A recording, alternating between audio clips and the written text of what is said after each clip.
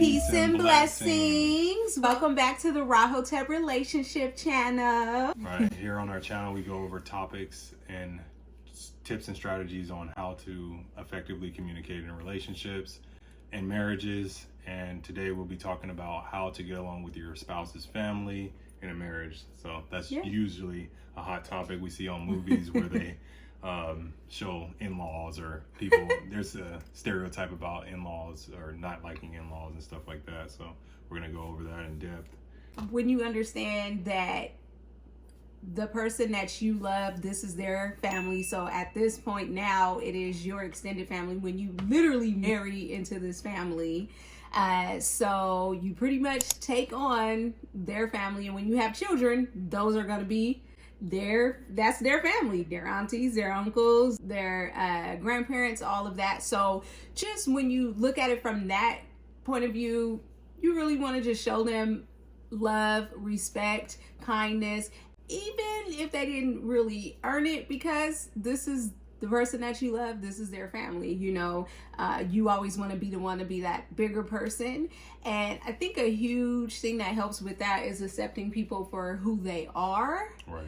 And so you might have a certain family member that is really picky, might seem rude, might seem like they do things a certain way, but your spouse knows, like, okay, this is just who they are, this is how they are, right. You know. And when you accept people for who they are, you understand they come from different backgrounds, they come from different ways of doing things, different perspectives. So it's just easier sometimes when you just accept them for who they are instead of trying to, you know, impose anything on them. Right. You definitely, you can't change people. You can only try to influence them or encourage them to do things differently. But that would absolve a lot of pressure on yourself if you're not going in and trying to change any of the family members to fit your mentality or your mindset.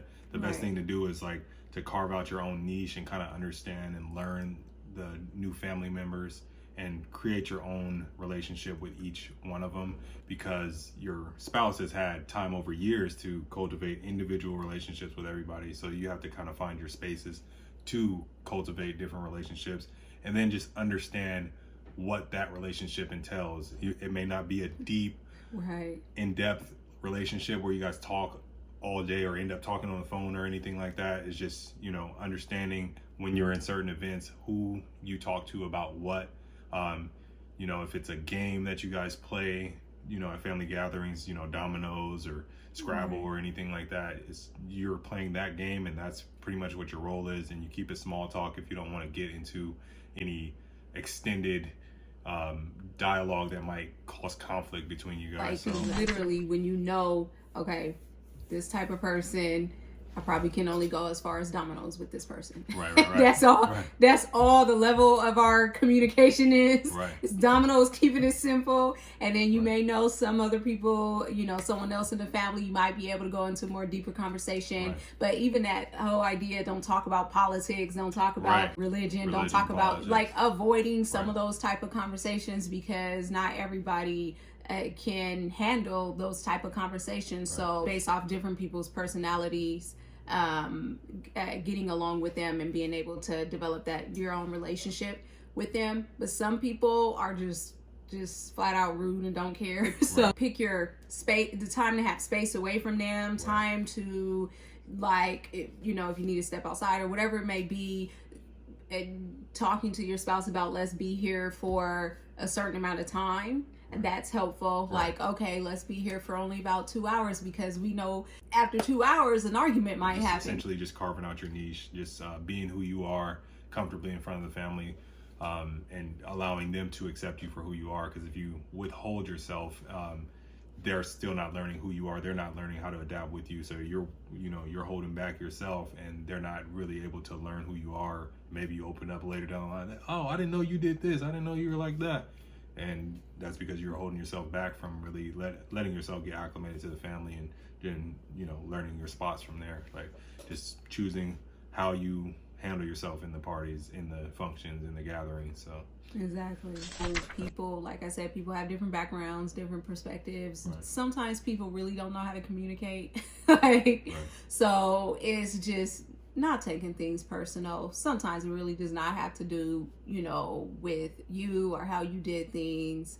And you do great with, telling people not to take things personal. Right. And right. You're only in control of you and your perspectives. We're all kind of going to judge out of necessity for existing. Like, we got to kind of observe the situation and make sure it's safe for us. So if people are making judgment about you and you're concerned about that, you're pretty much concerning yourself for no reason, because it's just something that's going to happen innately. People are going to make assumptions about you, but that doesn't mean anything deeper. Like you were saying, it doesn't mean they hate you now or anything like that. And if they do, you don't have to care. It's like, all right, it is what it is. All right, I know my dynamic with that person. They hate me. All right, it's good. Like, I don't hate them. I don't gotta hate them. Right. You don't have to change who you are because of somebody else. You be who you are and let them exist, because they'll usually come around if you're not feeding into the energy that they're giving out. They're like, you know what, this person's cool. Why am I tripping? But there's all kind of different scenarios in which you would be having an issue or be having a positive dynamic with a family member from your spouse's side. So just really embracing it more so, like you were saying in the beginning, just embrace the whole situation and take your time, and maybe setting individual relationships is more easy, more efficient. Choosing your time in the party to talk one-on-one with somebody and just get to know them. You may learn something that you like, and then if you gravitate towards that person at the gatherings, you're still in the environment, you're still enjoying the festivities, and you're not thinking about how you're nervous to be around your spouse's family, or you're concerned about possible conflicts. Right. So yeah, that's pretty much. Yeah, I was want to mention, I just was thinking about this, how we deal with things. So I think it's important to, and I think most people would do this, but I guess this could help others. So for us, if there's a conflict with someone in one of our family, we let it. If it's my side of the family, then I will be the one to deal with that. He's not stepping in or stepping out of boundaries and now speaking to that side of the family about the issue. Right. And then with him, if there's a conflict with, that may have involved us with his side of the family, I will speak. We will have our conversation about it, and he's the one that addresses it with that family. Sometimes it gets really kind of messy. Right. When, the opposite side of if it was me talking to his side of the family about an issue I had. Well, I don't know how to approach that family member. Right. And he's had years with approaching that family member. He knows how to approach them. He knows, even sometimes, vice versa, either way, either spouse, they still have conflicts with them when they're approaching them. So it's going to be 10 times worse when you don't know how to approach it. It may be, different or worse. So I think that's helpful, and not being kind of mad at each other for what that family member did, or now treating that family member different or your spouse different because of what a family member did. Right. Allowing your spouse to explain, like, hey, I know that was rude, or no, that was out of line. I will deal with that. Let's not allow this to conflict our relationship and cause turmoil in at home in our relationship. There's no point of doing that. I will address that, and this is how they act. Please allow me to address it and accept it, and then let's not let this be a bigger problem than what it needs to be, type of thing. Exactly. And definitely, like you said, the years that your family member has, or your spouse has cultivated relationships with their side of the family, using that in the beginning, in the early stages, to kind of bridge the gap between you and the family members on your spouse's side. It'll allow you to cultivate those relationships we talked about, where you kind of start making your own individual relationships with everybody on your spouse's side of the family, and then you are able to have civil dialogue about conflict or ideas.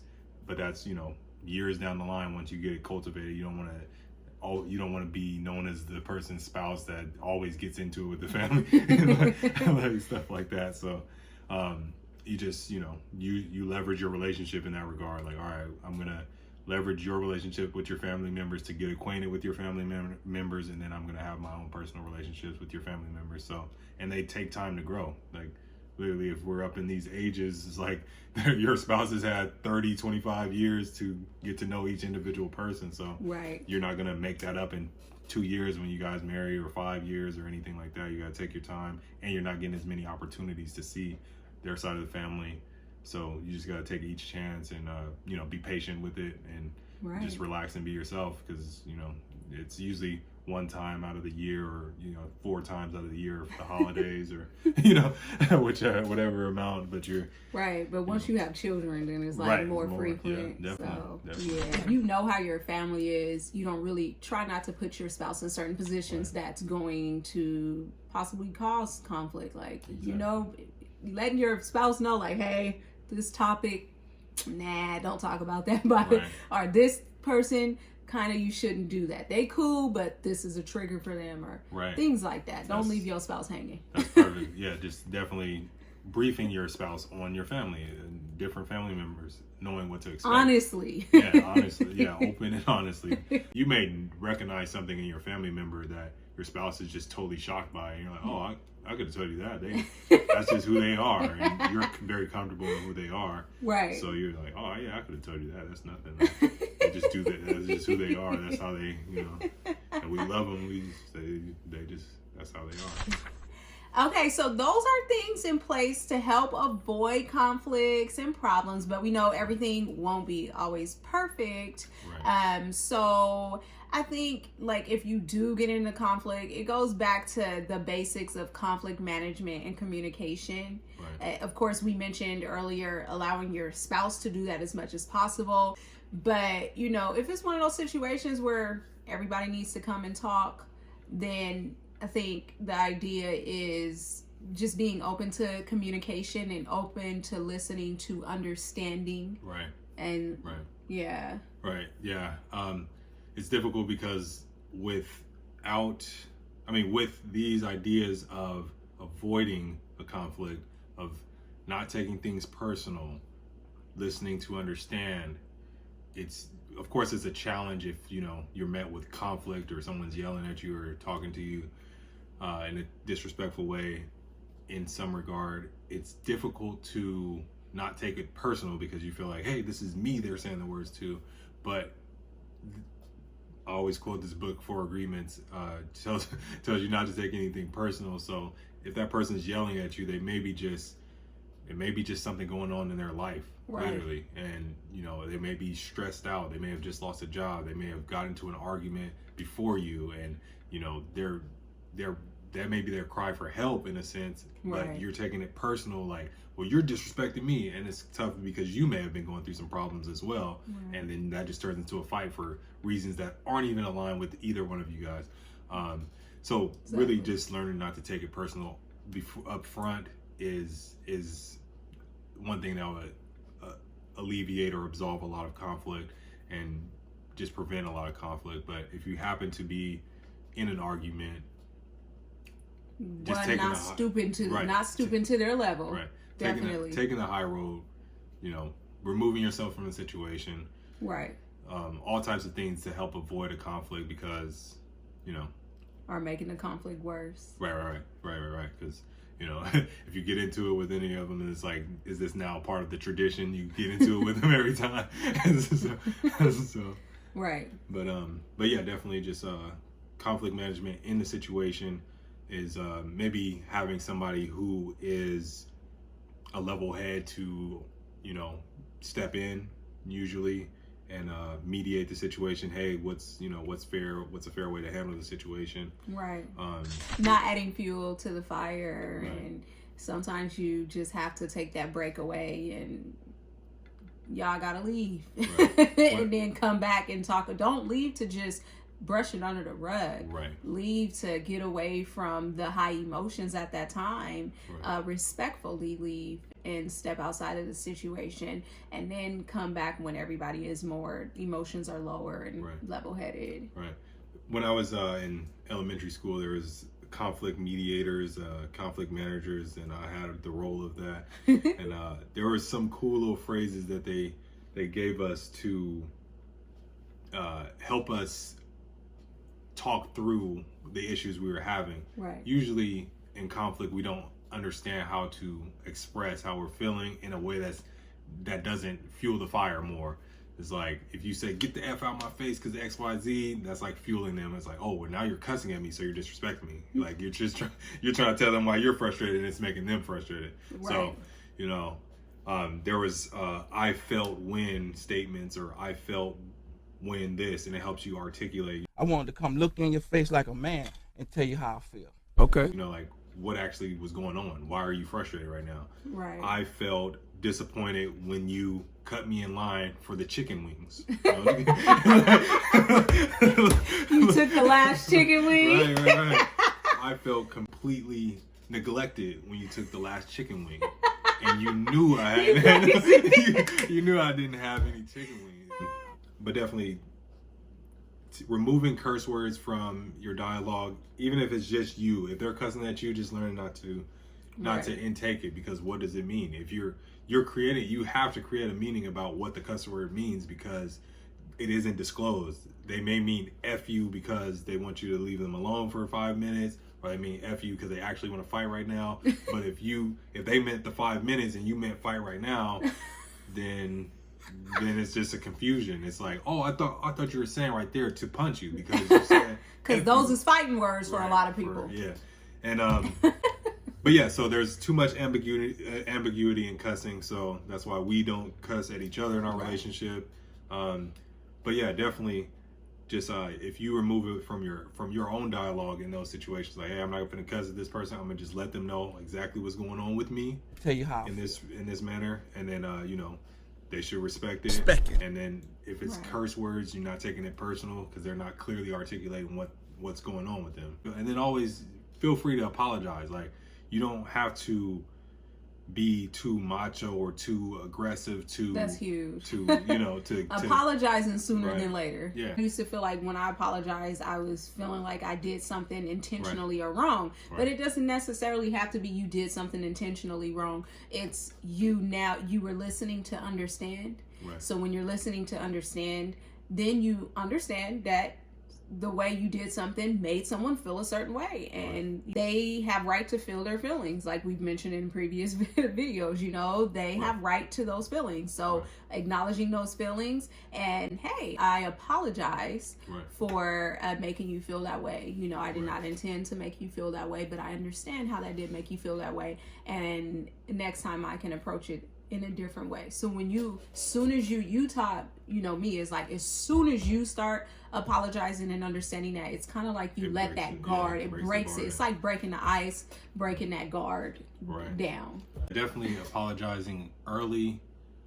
Usually we think of that as a sign of weakness. We feel like we're showing less power because we're not being more forceful, and you know what, you gotta respect me because I said this. Really, you're commanding more, you're showing more restraint and control of yourself by not allowing someone to get you out of your element, and you're showing more control by apologizing early, showing, hey, this situation doesn't affect me too much in a way that I can't apologize and release my pride.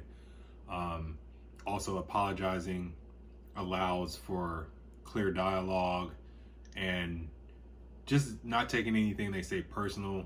Just because they feel a certain way doesn't mean you caused it to happen, just like you were saying. Otherwise, it may not be directly your fault, but you do want to understand and show that you care about coming to a solution. Like, all right, I apologize for, making you feel that way, and then let's, articulate about why this is how I actually meant it. And hey, this is how we can avoid this type of situation in the future. Shake hands and move on. There's no need to, get into a deeper conflict by trying to one up each other in an arms race type of situation where, oh, well, you cut me for the chicken, well, F you. All right, well, F you. I don't care if you ever eat. It's just like, it's just like a pointless ideas, and then you have to come back and say you don't mean it. So this, then you gotta come back Right. and say you don't mean it. right, and then Right. so relationship communication, we discuss relationship communication, and that covers all relationships, because even That's in a true. peer-to-peer A situation, lot of this can all these be topics can be used in peer-to-peer peer-to-peer.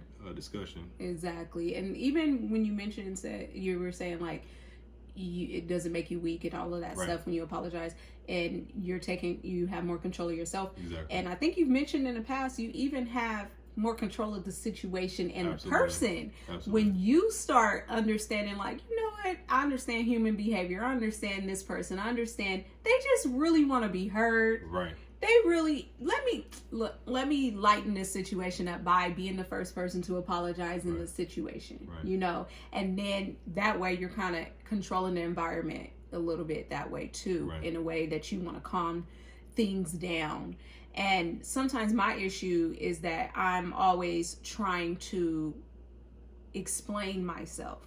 And sometimes you really don't have to. Sometimes people aren't listening to understand. Right. So it's like I'm just adding more issues by explaining what I'm doing and how I feel. And I just want you to understand. And Right. I'm explaining. It's just way too much for them. So just try to keep it simple, even during a heated conflict. Just keep it simple and move on. Right. That goes back to not trying to change people, and simple dialogue for someone who you have a simple communication with, where you're keeping everything simple. And if you have somebody you're going more in depth with, then you can kind of elaborate more on what you actually felt. And Yeah. and also, if you need to, not saying nothing. If that's who you are, don't say anything. Don't say Just- anything. just- Don't say that was the idea, is like, don't feel any pressure to be or do anything perfect. So that's another thing that'll help you, with getting That along might be with other tough. people. People gonna be like, you can't speak, baby. Tell him, man, my man, you speak?